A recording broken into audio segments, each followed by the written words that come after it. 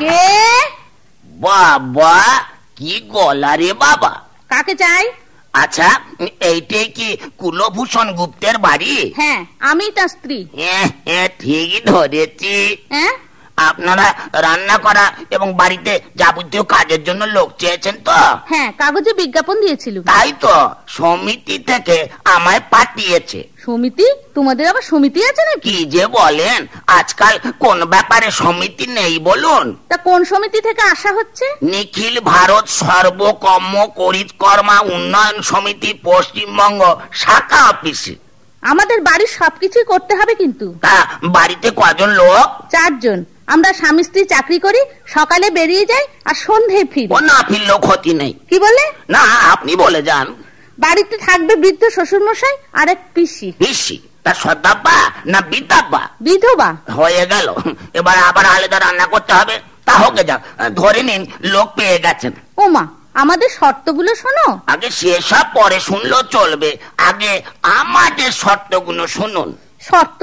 তোমাদের আবার শর্ত আছে নাকি? কি যে বলেন, সমিতি থাকবে আর শর্ত থাকবে না, এ কখনো হয়? বেশ, শুনি কি কি শর্ত। প্রথমে ধরুন, 1 সেট বিছানা, 2 সেট পোশাক আর একটা ভালো জাতের রিস্টওয়াচ দিতে হবে। রিস্টওয়াচ? রিস্টওয়াচ। সংসারের যাবতীয় কাজ আমি ঘড়ি ধরে ধরে করে যাব, টু শব্দটি করব না আর কাউকে শব্দ করতেও দেবো না। বেশ ভালো কথা। তারপর? প্রতি মাসের ওই 3 তারিখের মধ্যে মাইনে মিটিয়ে দিতে হবে। তা কোনো মাসে যদি দিতে দেরি হয়? ঘেরাও হবেন, মানে অফিস যাওয়া, চান খাওয়া বিলকুল বন্ধ। আসলে কি জানেন, এইভাবে মালিকের ওপর চাপ সৃষ্টি না করলে দাবি আদায় করা যায় না। বুঝলুম। প্রত্যেক শুক্রবার বেলা 1টার মধ্যে কিন্তু আমায় ছেড়ে দিতে হবে। কেন? ওই দিন হিন্দি বই ওপেন করে, প্রথম শো না দেখলে না অনেক সিন কেটে দেয়। তারপর? বাড়িতে টিভি আছে না। ওটা কিনতে হবে।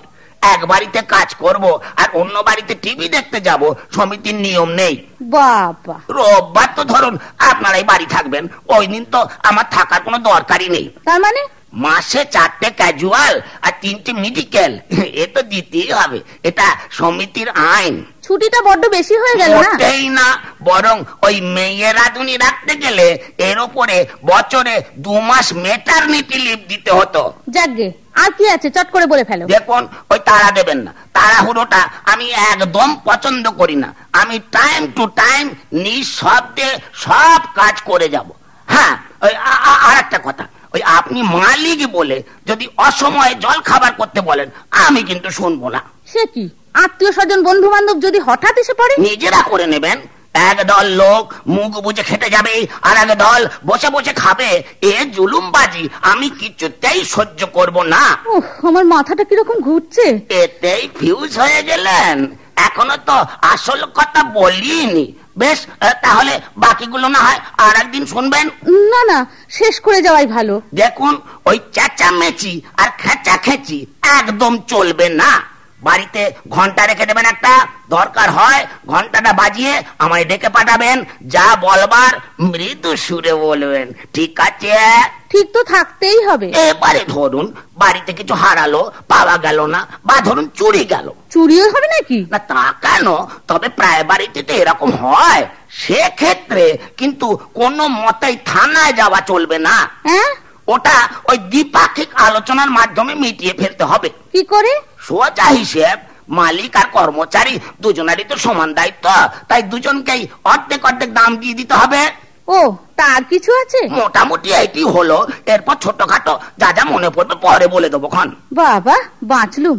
তা আমরা কিরকম রান্না খেতে ভালোবাসি বা পছন্দ করি সেটা তো জানলে না। দেখুন, ওই বড় চর্চা করাটা আমি একদম পছন্দ করি না। আমি আমার মতন রেঁধে যাব, আপনারা আপনাদের মতন খেয়ে যাবেন। যেমন ধরুন, কোন রান্না আমি রাঁধতে পারলে রাঁধবো আর না পারলে রাঁধবো না, তেমনি আপনারাও খেতে পারলে খাবেন, না পারলে খাবেন না, নাটা চুকে গেল। আর যদি না পোষায়? 1 মাসের নোটিশ দিয়ে লিখিত ভাবে ওপরে জানিয়ে দেবেন। উপরে মানে? ওই আমাদের সমিতির অফিসে। অফিসটা কোথায়? ওই লেলিন সরণি। আসলে কি জানেন, মহান লেলিন তো ছিলেন আন্দোলনের একজন বিরাট নেতা, তাই আমাদের ওই আন্দোলনের অফিসটা ওই লেলিন সরণিতে করা হয়েছে। সবই তো শুনলাম, তা মাইনে কত দিতে হবে? ও আর এমন কি আছে, ও তো সব জায়গায় এক রেট। শুধু রান্নার বাড়ির কাজ হলে 150 টাকা, আর আমার যদি বাজার করতে হয় তবে 50 টাকা কমে দাঁড়াবে 100 টাকা। আর যদি মাসকাবারির দোকানপাট সব আমায় করতে হয় তাহলে ওই শুধু 50 দিলেই চলবে। দেখো, আমি কিন্তু একটু পরিষ্কার পরিচ্ছন্ন পছন্দ করি। সে আপনাকে ভাবতে হবে না, শুধু 15টা দিন, জানেন 15টা দিন সময় পেলে না আমি একদম সব পরিষ্কার করে দেবো। ঘরে ঢুকে আপনি বুঝতেই পারবেন না এ আমি কোথায় এলুম। বেশ, উনি আসুন, সব বলি, তারপর খবর দেব। তাহলে এই কার্ডটা রেখে দিন, আমি চলি। হ্যাঁ, ওই একটা কথা, দরজায় কড়া লাগানো চলবে না, বেয়ারা শব্দ হয়। ডাক্তাররা বলেছে আজে বাজে শব্দে মানুষের হার্টের খুব ক্ষতি করে। ওখানে কলিং বেল লাগাবেন, ওই যেগুলো শব্দ হয় ওগুলো নয়, যেগুলো টুং টাং শব্দ হয় ওগুলো।